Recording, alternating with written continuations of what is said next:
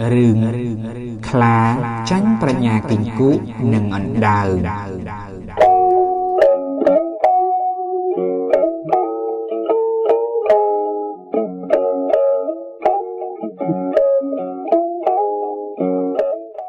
មានខ្លាមួយដើររកស៊ីតាមទម្លាប់នៅតាមផ្លូវខ្លាបានជួបគីង្គក់មួយកំពុងលោតផ្លោតក៏ស្រែកសួរថាយើបងម៉ាំងកាយេដើររកស្អីនឹងគីង្គក់តបវិញចុះបងខ្លាឯងទៅណាដែរខ្លាឆ្លើយយើងដើររកស៊ីគីង្គក់ប្រាប់ខ្លាខ្ញុំក៏ដើររកស៊ីដូចបងឯងដែរខ្លាសួរដោយមិនជឿមើលទៅបងឯងរកស៊ីស្អីបានទៅគីង្គក់អ៊ូតអាត្មាប្រាថ្នាឲ្យខ្លាកោតខ្លាចយើបងខ្លាកុំមើលងាយឃើញខ្ញុំលោតតិចដូចនេះប៉ុន្តែចង់ហក់លោតឬចង់ចាប់សត្វតូចក្តីធំក្តីក៏បានទាំងអស់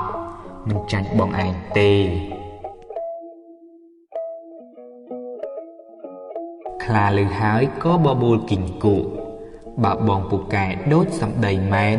យើងប្រឡងលោតឆ្លងទៅត្រែងខាងព្រែកនេះបើបងលោតដល់ទៅខ្ញុំជឿថាបងពូកែមែនគីង្គក់ជាសត្វមានប្រាជ្ញាគិតថាសត្វខ្លាមុននឹងលោតតែងតែចោលកន្ទុយទៅខាងក្រោយដូច្នេះយើងចាំខាមកន្ទុយវាឲ្យជាប់គិតហើយគីង្គក់តបភ្លាមខ្ញុំមិនខ្លាចបងឯងទេចង់លោតពីត្រឹមណាទៅត្រឹមណាក៏បានដែរខ្ញុំហ៊ានឲ្យបងឯងឈរពីមុខខ្ញុំទៀតផងពេលណាខ្ញុំស្រែកហក់ចាំបងលោតទៅចុះ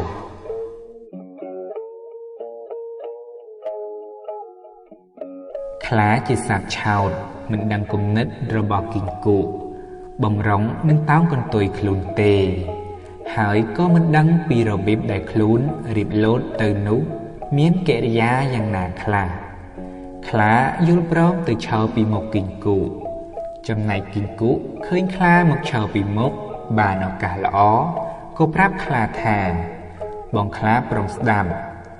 ខ្លាខំប្រុងត្រចៀកស្ដាប់ហើយកន្ទុយវត្តទៅចំពីមុខគីង្គក់ពេលនោះគីង្គក់ស្រែកថាហក់រួចខាំកន្ទុយខ្លាជាប់ខ្លាលោតផ្លោតទៅភ្លាមដល់ត្រែងខាងមួយរំពេញកន្ទុយខ្លាដែលវត្តទៅមុខដោយទាំងគីង្គក់ទៅផងដូចគេចោលដុំដីធ្វើឲ្យគីង្គក់ស្ទើរតែបាក់ចង្កេះស្លាប់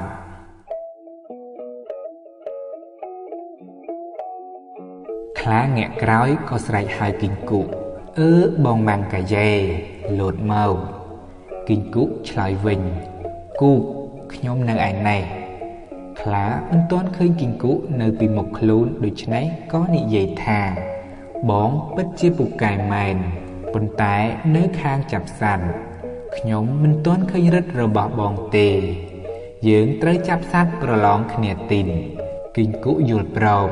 មិនអីទេបងទៅចាប់សត្វចុះបានសត្វប៉ុន្មានមកជួបគ្នាកន្លែងនេះវិញ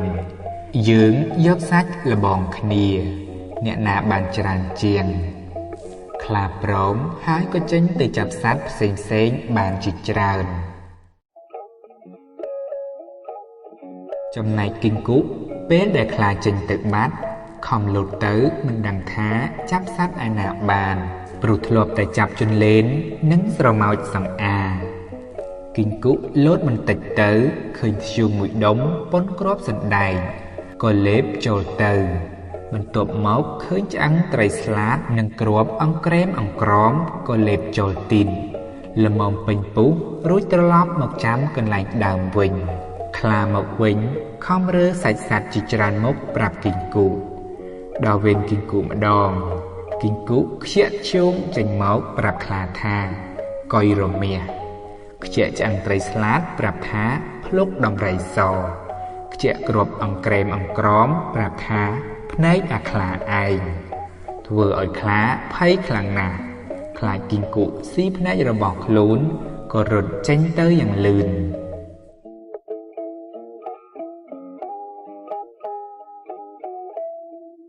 គីងគុខំដេញតាមពីក្រោយបានឆ្ងាយបន្តិចក៏ជួបអណ្ដើកមួយអណ្ដើកសួរថាបងម៉ាំងកាយេទៅណាគីងគុប្រាប់ខ្ញុំដេញតាមខ្លារត់ទៅមុននេះបងឃើញដែរទេអណ្ដើកឆ្លើយខ្ញុំឃើញវារត់ទៅហើយចាំខ្ញុំជួយតាមគីងគុនិងអណ្ដើកនាំគ្នាចេញទៅដើរបានបន្តិចក៏ឃើញខ្លាសំងំពូននៅលើគុម្ពឫស្សី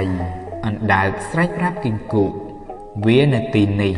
គីងគុធ្វើចំណាប់ឡើងទៅចាប់ខ្លាខំឡើងតាមវល្លិនិងដើមឈើបានពាក់កណ្ដាលគុម្ពឫស្សីស្រាប់តែរបូតដៃធ្លាក់គីងគុប្រាប់អណ្ដើកថាចុះមកបោចវល្លិយកទៅចងខ្លាឮដូច្នេះខ្លាលោតចុះរត់ទៅមុខទីនខ្លារត់ទៅឃើញដើមឈើមួយធំត្រេកអរណាស់ឡើងទៅពូនកុំឲ្យគីងគុនិងអណ្ដើកឃើញ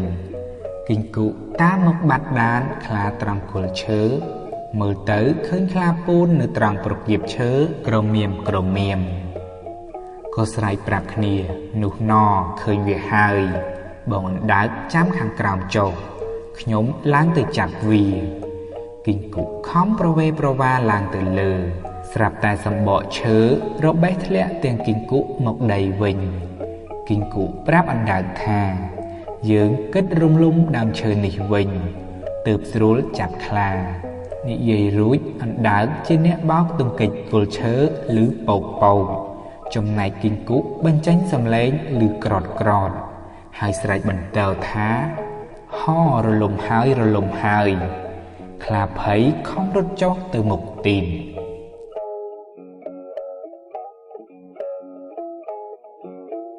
ខ្លារត់ទៅកាន់តែឆ្ងាយទៅក៏បានជួបតាចាស់ម្នាក់កំពុងដំដែងខ្លាចូលទៅសំពះតាដំដែងតាជួយខ្ញុំផងពេលនេះគីងគុនិងអណ្ដើកកំពុងដេញតាមសម្លាប់ខ្ញុំតាចាស់ឆ្លើយតបមិនអីទេចាំអញជួយ